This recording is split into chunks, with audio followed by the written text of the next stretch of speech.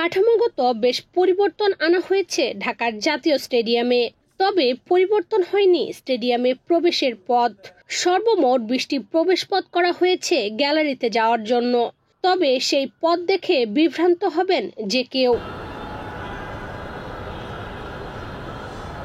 স্টেডিয়ামের প্রথম ফটক 1 নম্বর ছাড়া বাকিগুলো নানা জটিলতায় আক্রান্ত। 11টি ফটকে গড়ে তোলা হয়েছিল দোকান। সাম্প্রতিক যুব ও ক্রীড়া মন্ত্রণালয়ের ভ্রাম্যমাণ আদালতের অভিযানে ফটকগুলো দখলমুক্ত করা হয়।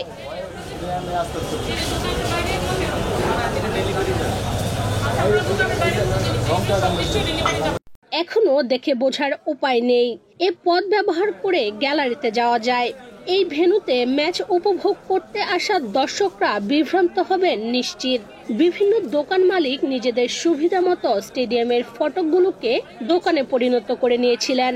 অভিযোগ আছে জাতীয় ক্রীড়া পরিষদ NSCর কিছু কর্মকর্তার যোগসাজশে এসব করা হয়েছে।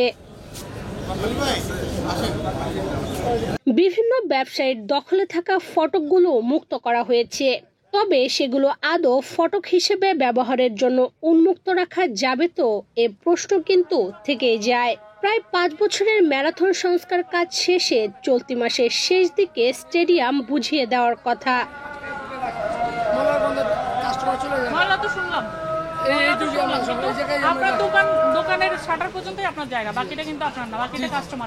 এ মাঠে বাংলাদেশ সিঙ্গাপুর AFCর এশিয়ান কাপ বাছাইয়ের প্রথম ম্যাচ আয়োজনের তোড়জোড় চলছে।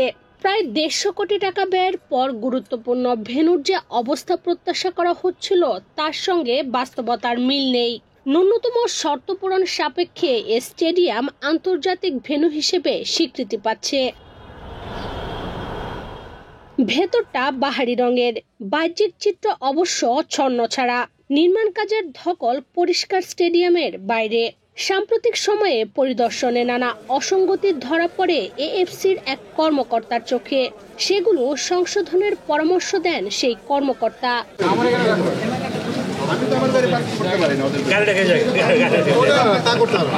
সেই অসঙ্গতিগুলো আদৌ কাটিয়ে ওঠা যাবে কিনা এখনো কিন্তু নিশ্চিত নয়। ফ্লাড লাইট স্থাপনের কাজ শেষ হলেও আলোর বিন্যাস ঠিক হয়নি। গ্যালারির কিছু চেয়ার এমনভাবে স্থাপন করা হয়েছে যেখান থেকে মাঠ দেখা যায় না। কয়েক জায়গায় বসার জন্য যাতায়াতের পথ মসৃণ নয়। এজন্য কিছু চেয়ার তুলে ফেলতে হবে।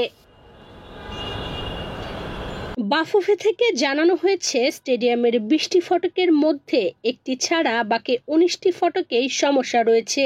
14টি হসপিটালিটি বক্স রয়েছে স্টেডিয়ামে। 2টি ছাড়া বাকি 12টি বক্সে চেয়ার স্থাপন করার কথা।